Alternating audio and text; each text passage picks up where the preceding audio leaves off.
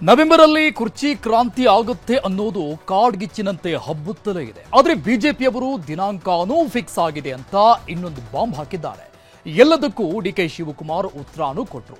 ಇದರ ಮಧ್ಯದಲ್ಲಿ ನಮ್ಮ ತಂದೆ ಸಿಎಂ ಆಗಿರೋವರೆಗೂ ನನ್ನನ್ನ ಮಂತ್ರಿ ಮಾಡಲ್ಲ ಅಂತ ಯತೀಂದ್ರ ಸಿದ್ದರಾಮಯ್ಯ ಹೇಳಿಕೆ ಕೊಟ್ಟಿದ್ದಾರೆ.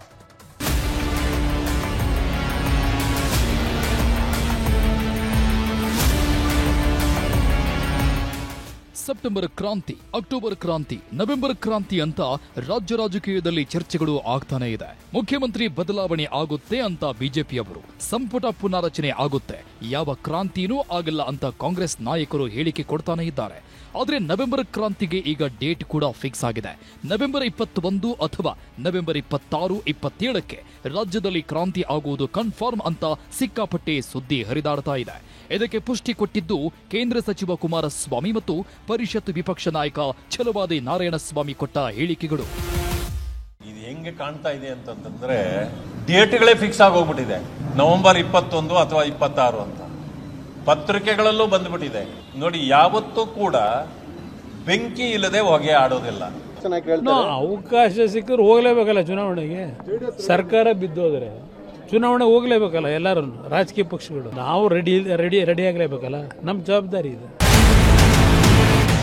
ನವೆಂಬರ್ 21 ಅಥವಾ 26ಕ್ಕೆ ಕ್ರಾಂತಿ ಗ್ಯಾರಂಟಿ ಅಂತಿದ್ದಾರೆ ಛಲವಾದಿ ನಾರಾಯಣಸ್ವಾಮಿ. ಸರ್ಕಾರ ಬಿದ್ದು ಹೋದ್ರೆ ನಾವಂತೂ ಚುನಾವಣೆಗೆ ರೆಡಿ ಆಗ್ಲೇಬೇಕು, ಆಗ್ತೀವಿ ಅಂತಿದ್ದಾರೆ ಕುಮಾರಸ್ವಾಮಿ. ಇದೇ ವಿಚಾರದಲ್ಲಿ ಉಪಮುಖ್ಯಮಂತ್ರಿ ಡಿಕೆ ಶಿವಕುಮಾರ್ ಅವರನ್ನ ಪ್ರಶ್ನೆ ಮಾಡಿದ್ರೆ ಅವರು ಗರಂ ಆದ್ರು. ನಾನು ಹೇಳಿದ್ರೆ ಮುಖ್ಯಮಂತ್ರಿಗಳು ಹೇಳಿದ್ದಷ್ಟೇ ಮಾತು, ಬೇರೆಯವರ ಮಾತಿಗೆಲ್ಲ ಕಿಮ್ಮತ್ತಿಲ್ಲ ಅಂದ್ರು. ಇದೇ ವೇಳೆ ಮುಂದಿನ ನವೆಂಬರ್ಗೆ ನೀವೇ ಧ್ವಜಾರೋಹಣ ಮಾಡ್ತೀರಾ ಅಂತ ಪತ್ರಕರ್ತರು ಪ್ರಶ್ನೆ ಕೇಳಿದ್ದಕ್ಕೆ ಈಗಲೇ ಮಾಡಿದ್ದೀನಲ್ಲ ಅಂತಾನೂ ಉತ್ತರ ಕೊಟ್ರು. ನೀವು ದಣಿ ತಗೊಳ್ಳೋದು ಬೇಡ, ಯಾವ ಲೀಡರ್ಗಳು ದಣಿ ತಗೊಳ್ಳೋದು ಬೇಡ. ನಾನು ಮುಖ್ಯಮಂತ್ರಿಗಳು ಏನು ಮಾತಾಡಿದ್ವಿ ಅದು ಮಾತ್ರ ಮಾತು. ಅದು ಬಿಟ್ಟರೆ ಯಾರ ಮಾತುಗೂ ಕಿಮ್ಮತ್ತು ಇಲ್ಲಿಲ್ಲ. ಒಮ್ಮತದಲ್ಲಿರೋದಕ್ಕೆ ಈ ರಾಜ್ಯದಲ್ಲಿ 135 ಬಂದು 36 ಆಗಿ 139 ಆಗಿ 141ವರೆಗೂ ತಲುಪಿದ್ದೀವಿ. ಕನ್ನಡ ರಾಜ್ಯೋತ್ಸವದಲ್ಲಿ ನೀವು ಧ್ವಜಾರೋಹಣ ಮಾಡೋ ಸನ್ನಿವೇಶ ಬರುತ್ತದೆ. ಏನೇ ಈಗ ಮಾಡಿದ್ದೀನಲ್ರಿ, ಮುಖ್ಯಮಂತ್ರಿ ಆಗಿ ಸರ್, ಒಳ್ಳೆ ಕಥೆ ಆಯ್ತಲ್ಲ. ನವೆಂಬರ್ನಲ್ಲಿ ನಾಯಕತ್ವ ಬದಲಾಗುತ್ತೋ ಇಲ್ವೋ ಅನ್ನೋದು ಚರ್ಚೆಯಲ್ಲಿರೋ ವಿಷಯ. ಆದರೆ ನವೆಂಬರ್ನಲ್ಲಿ ಸಂಪುಟ ಪುನಾರಚನೆ ಬಹುತೇಕ ಫೈನಲ್ ಆಗಿದೆ. ಹಿರಿಯ ಸಚಿವರನ್ನ ಹೊರಗಿಟ್ಟು ಹೊಸವರಿಗೆ, ಯುವ ಶಾಸಕರಿಗೆ ಮಂತ್ರಿ ಸ್ಥಾನ ನೀಡಲು ಸಿದ್ಧತೆಗಳಾಗ್ತಿದೆ. ಇದರ ಬಗ್ಗೆ ವಿಧಾನಸಭೆ ಸಭಾಧ್ಯಕ್ಷ ಯುಟಿ ಖಾದರ್ ಅವರನ್ನ ಕೇಳಿದ್ರೆ, ಸದ್ಯಕ್ಕೆ ನಾನು ಸ್ಪೀಕರ್, ನನ್ನ ರಾಜಕೀಯ ಚಾನೆಲ್ ಬಂದಾಗಿದೆ ಅಂದ್ರು. ಸಚಿವ ದಿನೇಶ್ ಗುಂಡೂರಾವ್ ಮಾತನಾಡಿ, ಹೈಕಮಾಂಡ್ ಮಂತ್ರಿ ಸ್ಥಾನ ಬಿಡಿ ಅಂದ್ರೆ ಬಿಡ್ತೀನಿ ಅಂದ್ರು. ಯತೀಂದ್ರ ಸಿದ್ದರಾಮಯ್ಯನವರನ್ನ ನೀವು ಮಂತ್ರಿ ಆಗ್ತೀರಾ ಅಂದ್ರೆ, ನಮ್ಮ ತಂದೆ ಹೇಳಿದ್ದಾರೆ, ನಾನು ಮುಖ್ಯಮಂತ್ರಿ ಆಗಿರೋವರೆಗೂ ನಿನ್ನನ್ನ ಮಂತ್ರಿ ಮಾಡಲ್ಲ ಅಂತ ಹೇಳಿಕೆ ಕೊಟ್ರು. ಈಗ ನಾನು ಸ್ಪೀಕರ್ ಸ್ಥಾನದಲ್ಲಿದ್ದೇನೆ. ಈಗ ನನ್ನ ರಾಜಕೀಯ ಚಾನಲ್ ಬಂದಾಗಿದೆ, ಓಪನ್ ಆಗಲಿಲ್ಲ ಇದರಲ್ಲಿ. ಈಗ ಏನ್ ನಡೀತದೆ ಅನ್ನೋ ವಿಷಯನೇ ಗೊತ್ತಿಲ್ಲ. ಈಗ ನಾನು ಸ್ಪೀಕರ್ ಆಗಿ ಇದ್ದೇನೆ. ಸಿದ್ದರಾಮಯ್ಯ ಅವರು ಮುಖ್ಯಮಂತ್ರಿಗಳಾಗಿದ್ದಾರೆ, ಅವ್ರು ಮುಂದುವರಿತಾ ಇದ್ದಾರೆ.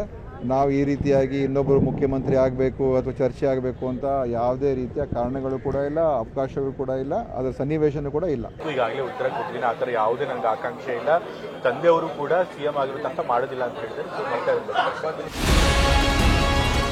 ಇದಿಷ್ಟು ಮಂತ್ರಿ ಸ್ಥಾನದ ಆಸೆ ಇಟ್ಕೊಂಡಿರೋರು, ಮಂತ್ರಿ ಆಗಿರೋರು ಕೊಟ್ಟ ಹೇಳಿಕೆಗಳು.